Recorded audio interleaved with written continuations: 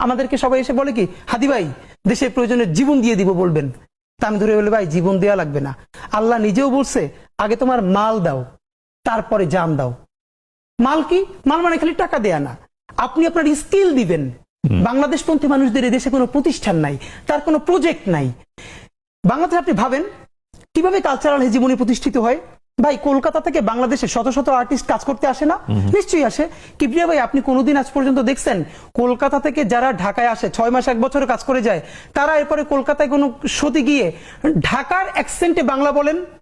কলকাতার আর ঢাকার অ্যাকসেন্টের পার্থক্য তো আছে, আচ্ছা না? শুনলেই বোঝা যায়।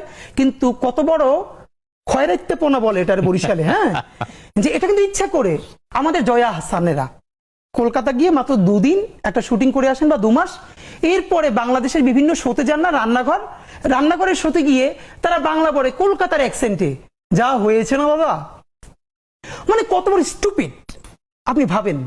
এবং এটা যে আরোপিত সেটা বোঝা যায়। এই যে খয়রাইত্যপনা, এই যে আমাদের মনস্তত্ত্ব, এটা আপনি কি দিয়ে ভাঙবেন? সে খায় শরবত কিন্তু জোর করে বলে লিমোনেড, আপনি এটা কি দিয়ে ভাঙবেন?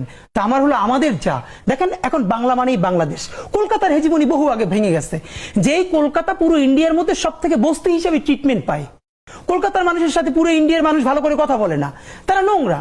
আপনি দেখেন পুরো ইন্ডিয়ায় কলকাতার কেউ চ্যানেল দেখে? কলকাতার যারা একটু ভালো এলিট তারা কলকাতার বাংলা চ্যানেল দেখে না। যেই কলকাতা সিনেমায়ও এখন আর আপনার দক্ষিণ ভারতের সিনেমাকে সব কপি করে। আর বাংলাদেশে কি করা হলো, তাদের স্যাটেলাইট চ্যানেলগুলো এখন পর্যন্ত দেখানো হচ্ছে বিজ্ঞাপন, তাদের বিজ্ঞাপনগুলো দেখে এখানে মানুষের কাছে প্রোডাক্ট সেল করা হচ্ছে, অথচ বাংলাদেশের কোনো চ্যানেল ওখানে ওপেন করা হচ্ছে না। অথচ বাংলাদেশের প্রোগ্রাম, বাংলাদেশের নাটক দেখার জন্য এক সময় কলকাতায় মানুষ অ্যান্টিনে ধরে বসে থাকতো। এই কালচারাল হেজিমনি আপনি কি দিয়ে ভাঙবেন?